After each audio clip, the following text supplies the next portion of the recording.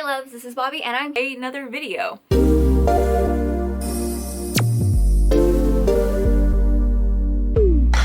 And this is going to be my October wrap-up video. I read a total of 15 books. I took part in 3 readathons, which were the Supernatural-a-thon, Hocus Pocus-a-thon, and the Scream-a-thon.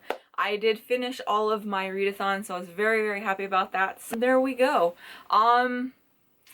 Let's try and get through this kind of fast. I'm trying to work on my timing on these because I ramble like I'm doing now, and they stretch on forever, and they're a bitch to freaking edit. So let's do this. So for the month of October, like I said, I read 15 books. I had 0 1-star book and 0 2-star books, which was really awesome for me, especially after hitting such a bad reading slump. And I hadn't been reading too much. I really got back into the swing of things, even though I did mess with my TBR a little bit afterwards because I knew I wasn't going to finish, and I was able to double up on prompts with books. It all worked out in the end, which was awesome for me. So let's get into this. I am going to go into the 3-star books because, like I said, I had no 1 or 2-star books, which is always a good month for me if that happens. Like, that's very, very positive.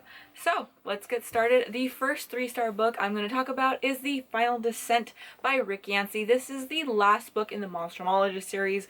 The Monstrumologist series follows the story of a man named Will Henry. This is a kind of self-insert for the author.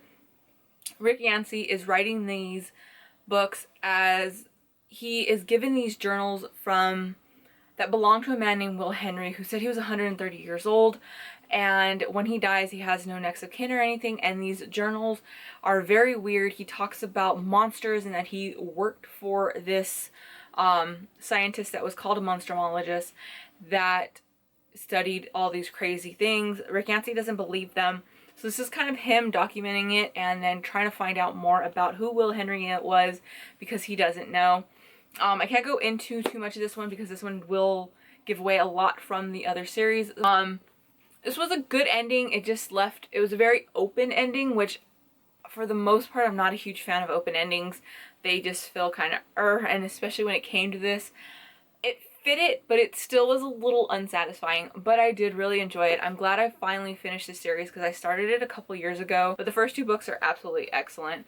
It was a good ending, just not exactly what I wanted, so sadly it will be getting 3 stars from me. The next book was one of the most polarized books I had came across, and people have either loved it or hated it. I was really, really enjoying it at first, and then, we'll get into that. But the book I am talking about is Wilder Girls by Rory Powers. This is very heavy on body horror. I absolutely love body horror. It is one of my favorite things that goes on in horror movies and stuff.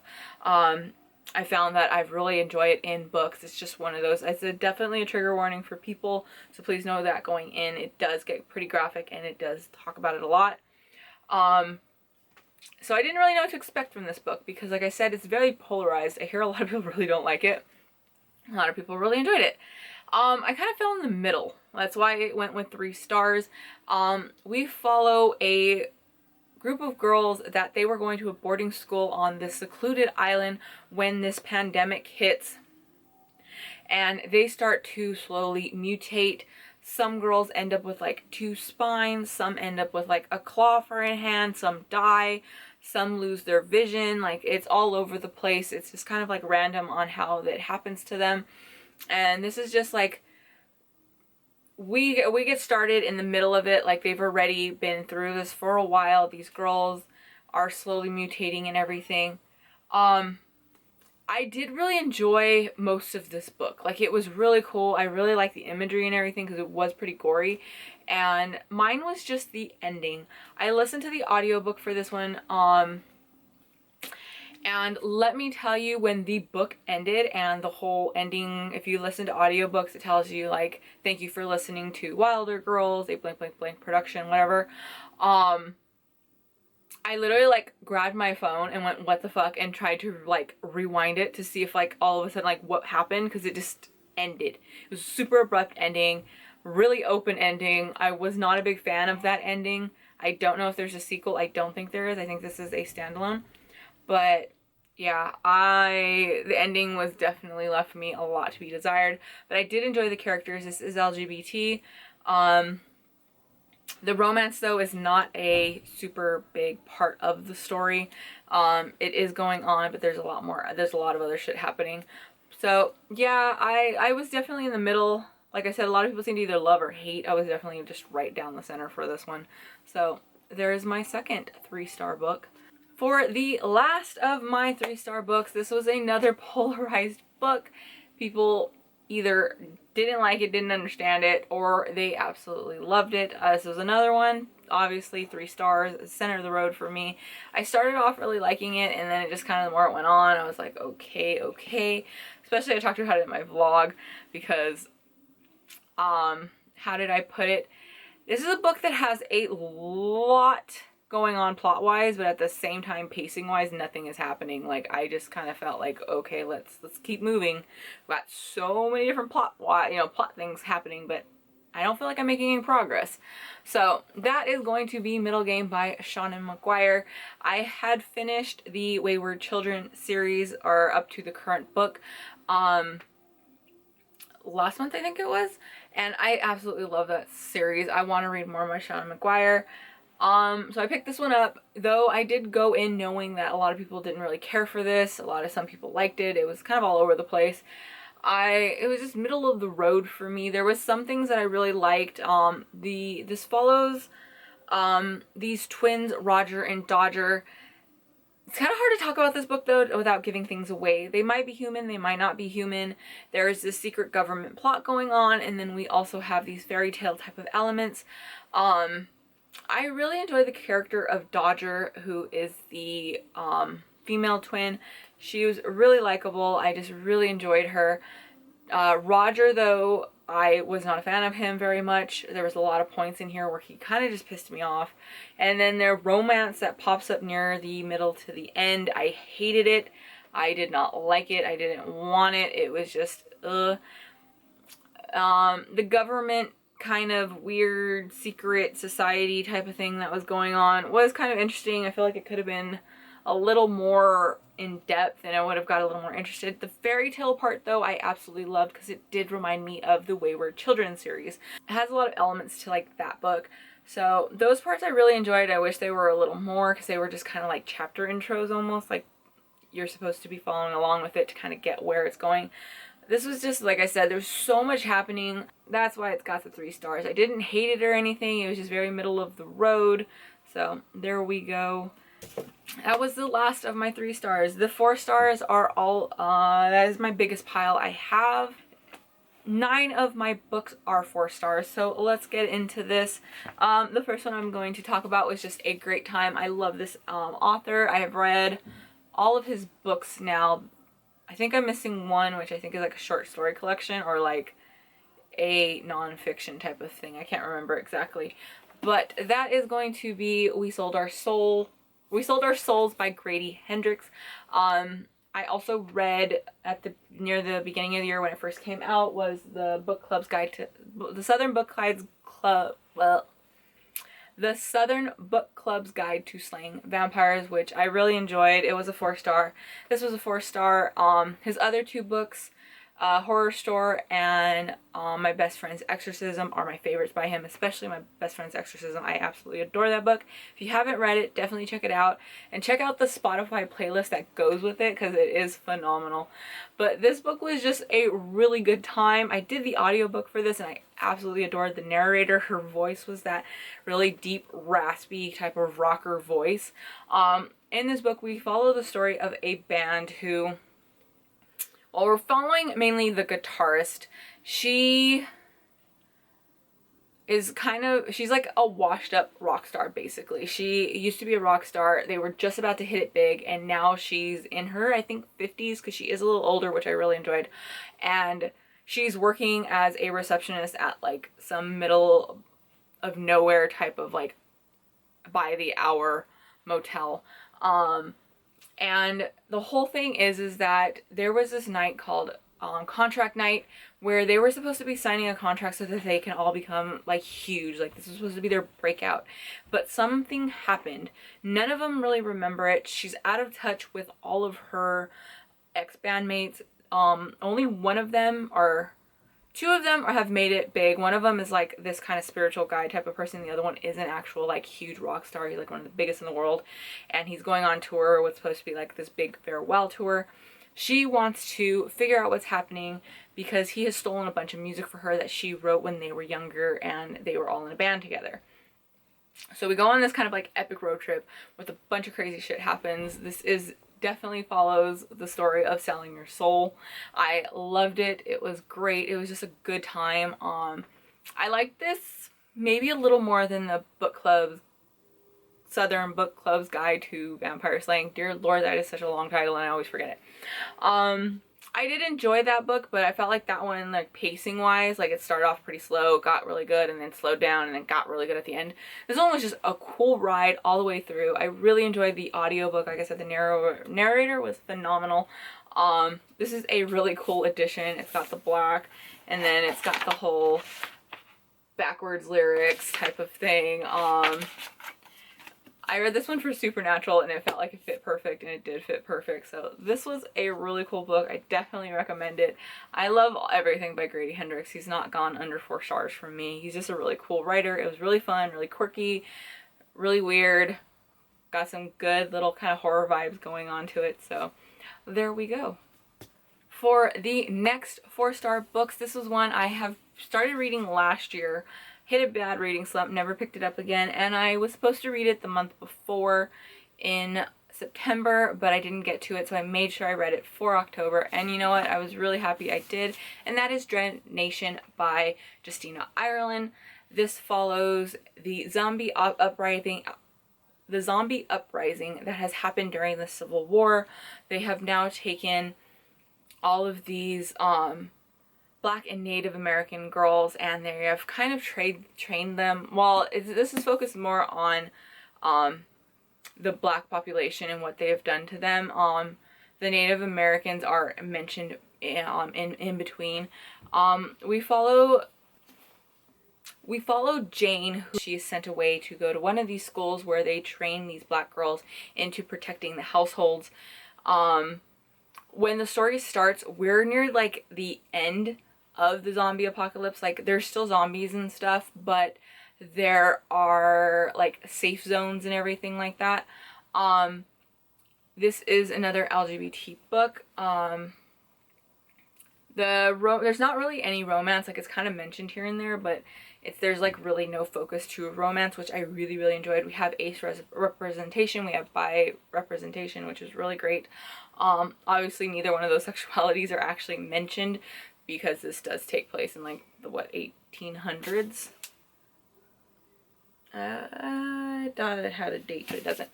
But yeah, it was really cool. The only thing, my biggest complaint about this is I thought this was going to be a zombie book. I was expecting zombies, horror zombies everywhere, a bunch of killing. This is a book with zombies. While zombies are mentioned, we do get some cool fighting with them and stuff, but they are more of kind of like the background and more of a world setting than anything. But I really enjoyed, especially I loved the main character Jane and the other character Catherine. I really enjoyed both of them. They have like this really hate kind of relationship, like they don't care about it. They really don't like each other very much. And it was the banter between them. It was really fun. Jane is actually incredibly smart. I believe she has an eidetic memory, so that's a really cool setting in there with it, because she's seen as being stupid and all these other things because she is a Black girl in this time. And she's not, like, she understands what's going on with the zombies more than most people do, and it's because she's read all these articles. She loves to read and stuff like that. It was just cool. I really, really enjoyed it. The fighting scenes were great. I definitely want to check out the second book. Hopefully I'll get to it in December. If not, I'll probably read it sometime in the new year. But yeah, I'm really glad I got around to this one. Like I said, I just really wish it had more zombie action. It probably would have got 5 stars from me if it was. Okay, so for the next book, this is actually a retelling. I have Never actually read the original. I gotta work on that. I'll probably get to it soon, but I kind of don't want to because I just enjoyed this one so much. Like, I don't feel like I have to read it, but I will because I should. But the book I am talking about is The Ballad of Black Tom by Victor LaValle. This is a reimagining of H.P. Lovecraft's The Horror at Red Hook. This takes place in 1924 in Harlem. We follow a man named Tester. He is a black man. He is a musician that's not quite a musician. He is kind of like a hustler and gets things done and acquires certain, you know, weird objects for people. It's kind of hard to talk about this one because it's very short. He ends up meeting this eccentric billionaire that tells him he wants him to come play at his party, and lo and behold, it is all guys that he wants to wake up the old ones. This was really cool. I really enjoyed it. The only thing is we switch point of views a little past halfway. So we go from Black Tom into a detective. This does have very racial moments in it, so please know that going in. This was fabulous though. If you enjoyed the show if you enjoyed the show Lovecraft Country, I 100% recommend this. It was right in the vein of that. It was awesome. This would make a really cool, like, short, you know, movie or something. Like, I just absolutely enjoyed this. I thought it was really cool. I really love the fact that we got a point of view from a black man, especially in H.P. Lovecraft's world. It's kind of like a big fuck you to you. But it was really great. I fully on recommend this. It's very short. You can get through it in, you know, maybe 2 hours or so. So yeah, definite 4 stars. I will be checking out more by Victor LaValle because I really enjoyed his writing. The next one was one book that I've always wanted to read because I really enjoy the movie, and that is The Exorcist.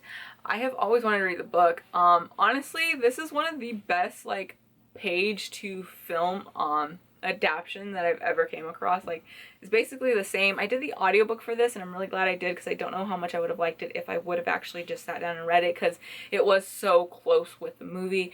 The narrator was wonderful, which really, really helped it, and within October it was a really cool read.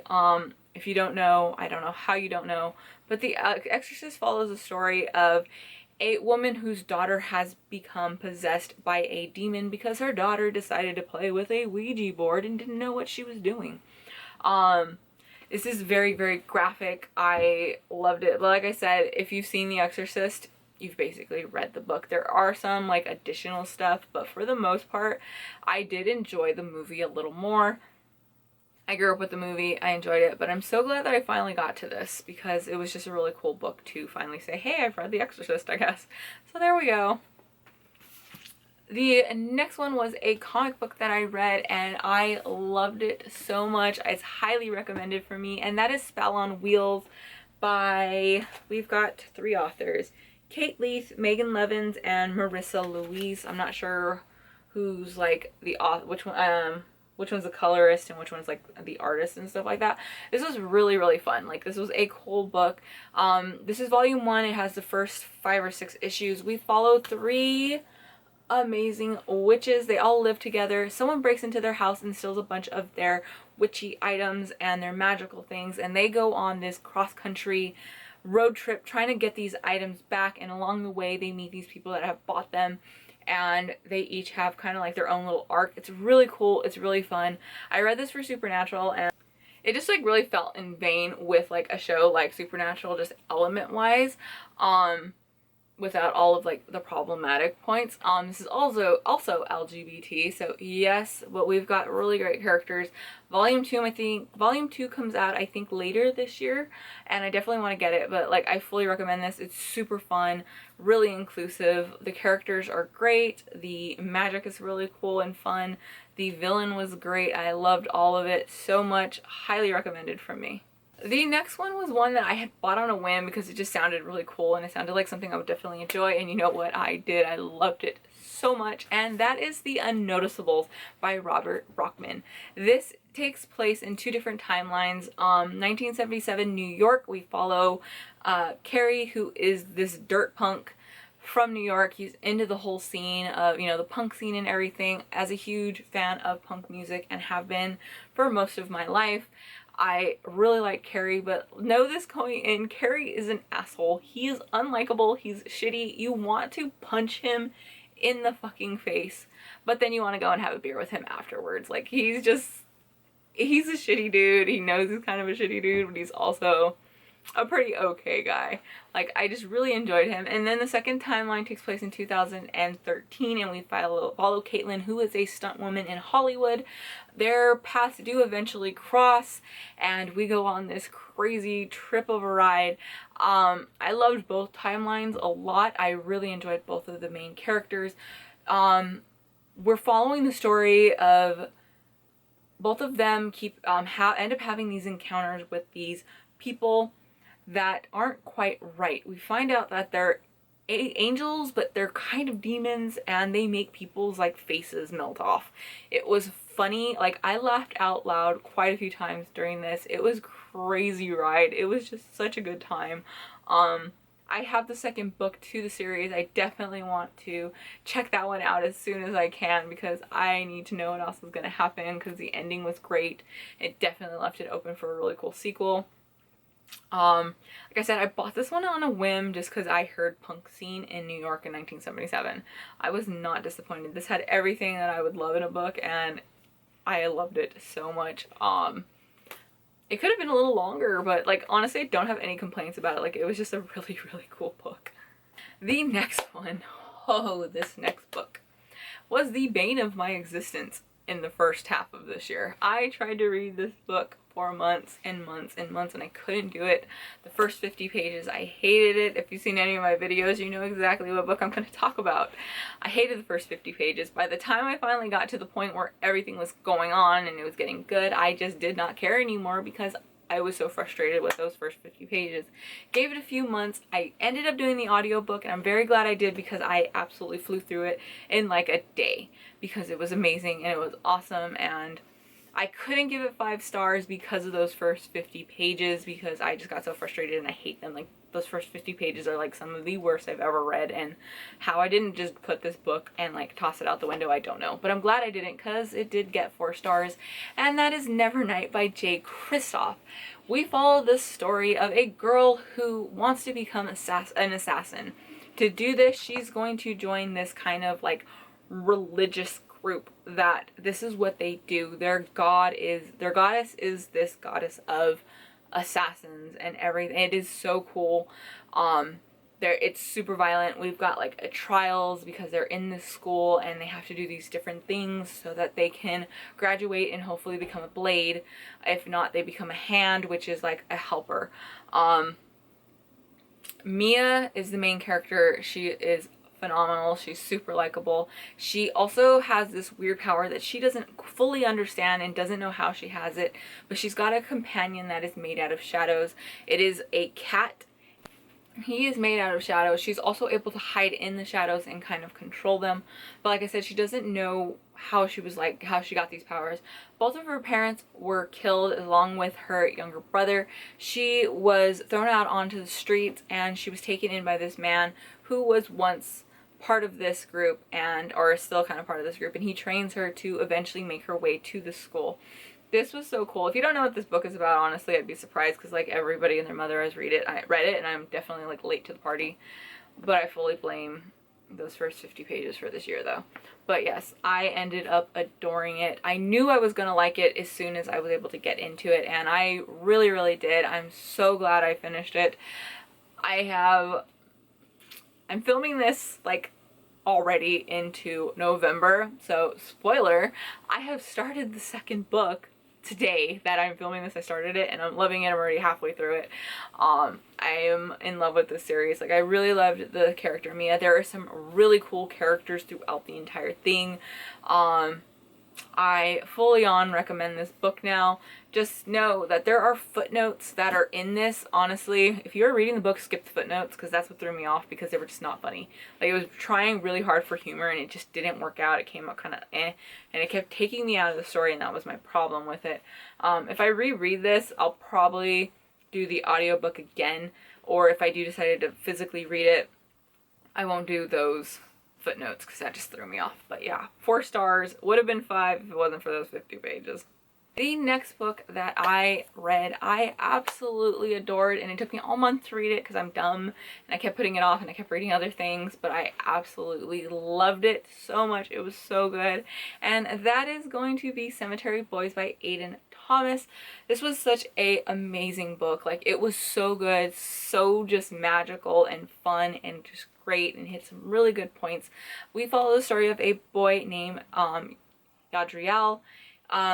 He is a trans boy, and his family, they are brujas and brujos, or brujiks is I think the term that they end up going with for gender neutralness. It is so fun though. I really love the whole world. It's magical, it's vibrant. It deals with Dia de los Muertos, which is very close to my heart. I just enjoyed everything about this. I don't really have any complaints. The only one that kind of got to me was Adriel's cousin, Maritza. She kind of like irritated me here and there, which I feel really bad about saying that because I did end up really enjoying her. But like the first half, like her whole thing kind of like, or I don't want to spoil anything, so it's kind of hard. So I'm going to be kind of vague. But little pieces of her kind of annoyed me, but in all, at the end, I did really end up enjoying her. This was such a fun book. I can definitely see myself doing a reread. I've heard the audiobook is amazing, so I want to hopefully do the audiobook if I do reread it. We follow Yadriel while he wants to prove that he is a brujo. Since he is trans, his family don't believe that he will be able to summon the powers because brujas and brujos have different powers. Brujas, they are able to heal. Brujos are able to more like control like the spirits and stuff like that. And he wants to prove that he is a brujo. So him and his cousin Maritza plan for him to do his ceremony to becoming a brujo with just the two of them because his family won't let him because they don't think it'll work. But he also doesn't have the healing powers that a bruja would have because he is a brujo and he knows he is. And he goes to Lady Death and does his whole thing, and it is just so much fun. The story was great. I did guess the big plot twist at the end like really early on, but it didn't matter to me because it was just a fun book. I fully recommend this. It was great. Like I said, it's just magical. The imagery is amazing. So yes, 4 stars. I loved it. Can definitely see myself doing a reread. Okay, for the last of my 4-star books was the book that was the most highly anticipated on my list ever. Like, I have been dying to read this book since I was young. Never got around to it because it's so intimidating to me, but I finally got to it, and that is going to be the absolute monster of a book, It by Stephen King. This book is over 1,000 pages. It took me I did the audiobook and just straight listening to it for like 3 days because it was just so long and it took forever. But it was really cool. I'm a huge fan of the movie. The original movie is one of my favorite. I've watched it dozens of times. I will say that I did enjoy the movies a little more. Yes, I said it. It was really great though. The biggest thing for me was I always really liked the character of Beverly. Bev was one of my favorites through the thing. When it came to the book though, I was not a fan of Bev. Like, she kind of pissed me off quite a few times.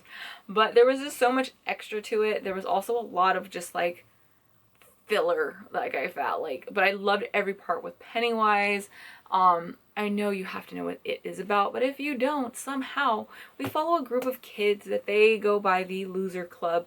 They are getting stalked as kids by this crazy creepy clown that they've kind of seen all through their nightmares and just keeps popping up, and they end up defeating it when they're kids. It comes back though when they're adults, and they all have to come back to this town of Derry to defeat it again for hopefully a final time. There's a really great friendships in here and everything, and there's just so much going on though. We have the N-word dropped a lot. Also there's a lot of homophobia in it, but it does kind of go with a theme of it, but there's just so much extra, but it was really great. I'm glad I finally got to it.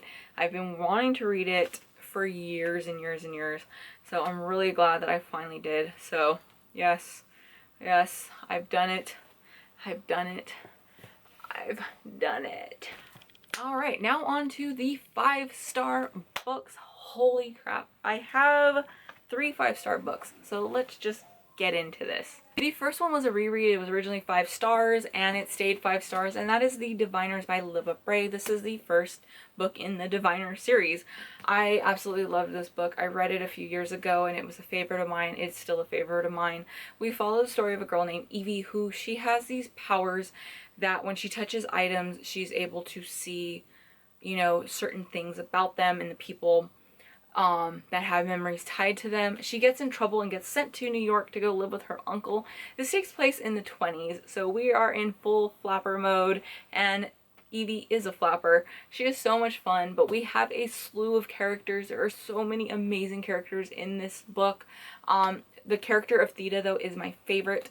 And there is this supernatural being that is going around and killing people in their kind of like sleep almost. Like, it's creepy, it's weird. I loved it. The second reread though, with rereading this, I can definitely say that I appreciated a lot of the characters so much more. There were certain characters I completely forgot about, and being able to finally like read this again, like I loved so many of them more, like so much more. They stuck out a lot more, especially because I kind of knew what was going to happen. Well, since I did know what was going to happen since I read it before, but knowing where things were going to happen, it made me focus on certain things a lot more, and I just fell in love with it. I loved it. 5 stars again. So there we go. Okay, so we are on to the last 2 books of my wrap-up, and these were definitely the 2 of my favorites. I absolutely loved them, even though one of them started off a little shaky for me, and that is Gemina. Yes, Gemina. I kept calling it Jamina because I don't know how to read apparently, but yes, this is book 2 in the Illuminae. Don't want to get too much into it because there are some spoilers, but because it does tie into Illuminae, but for the most part, I think pretty good. Illuminae was 5 stars for me as well. I absolutely loved it. I did the audiobook and followed along completely with the book, and it was an experience. Like, it was amazing. Did the same for this one. I did struggle through the first little bit of it, just for the fact that it felt so much like Illuminae, but with new characters. This takes place during the same time as Illuminae, but with a different cast of people. It was a lot of fun though. Like, it took a little while, like I said, to get into it, just for the fact that it felt just like I was reading Illuminae again. But once we started getting more personalities of everybody and shit started going down, it was amazing. It was cool. The creepy factor in Illuminae was phenomenal. Like, it freaked me out. Wasn't as creepy in here, but it definitely did hit some really great creepy notes. The characters I ended up really liking, especially Hannah. Like, she was great. At first she was a little, like I said, it just kind of felt like rinse and reuse, but once we started establishing them and stuff started happening, it was freaking awesome. I really enjoyed Hannah. She was badass, and I love the fact that she was like the popular princess girl, but she also can kick ass. Like, she was really cool. The action is awesome. The way we start, because we're like on a timer. Like, everything that's going on in here, like I said, Illuminae is happening as well. Like, they're at the same exact time, and we get this countdown that we have a countdown from in Illuminae.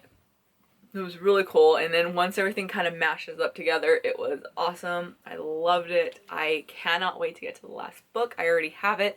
Hopefully that one I'm going to do in December for sure, to wrap up my year with all of these different series that I want to finish. So this one and the last book for Nevernight are the ones that I know for sure that I want to read. So there we go. Now on to the last 5-star book, and it was definitely my favorite of the month. I loved it. I am now a huge fan of the author. Another spoiler, I have read another one of his books in November, and I freaking adored it as well. And that is Uzumaki by Junji Ito.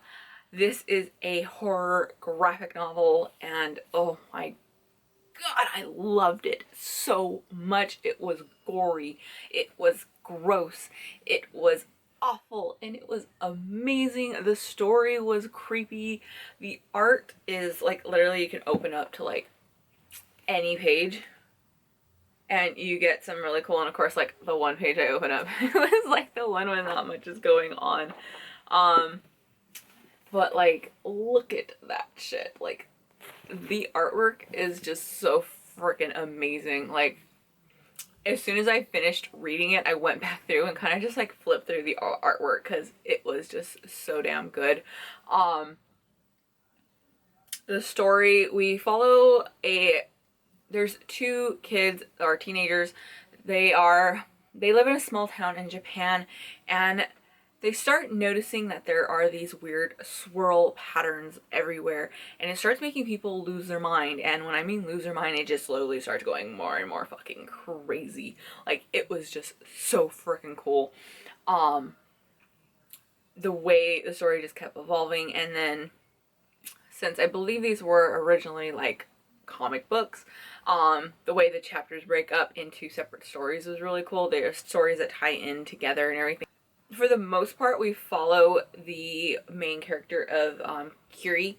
She is kind of like more or less the one that we see like the most, and she's the one that everything keeps kind of happening to. There is a chapter in here that deals with these, I don't want to give away exactly what causes everything, but there's like a whole chapter in here about pregnancy. I have severe phobia of pregnancy, like the stomachs and everything freak me the fuck out. I almost threw up while reading that part because the freaking artwork was disgusting. Everything that was happening was freaking me out. It was amazing. I loved it. 5 stars, easy. I have just read Gio, still keep pronouncing that damn thing wrong, for November, and I loved it as well.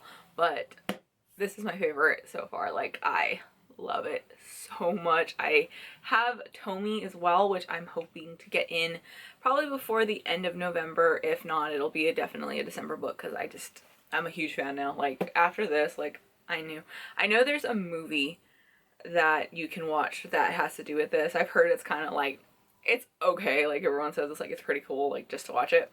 Definitely want to check it out. But yes, this will wrap up this wrap up, and it was awesome. If you love horror, if you love horror comics, if you love body horror, that's the one thing in here. Like I said before with Wilder Girls, I absolutely adore body horror. That is the main fucking theme going on in here, and I loved every second of it. So there we go. That's gonna wrap up my October spooky month of reading. I read so many great books. Like I said, I'm really happy that majority of my books were all 4 and 5 stars, so that was a good freaking month. So there we go. So until my next wrap up, I hope you guys have a great month as well. I would love to know what you read. What was your favorite book of the month that you read in October? This is going up totally in like the middle of November because I'm so late on everything right now with going back to work. It's been crazy, but hey, I'm doing my thing. So there we go. Happy reading as always, and I will catch up with you guys later. Bye.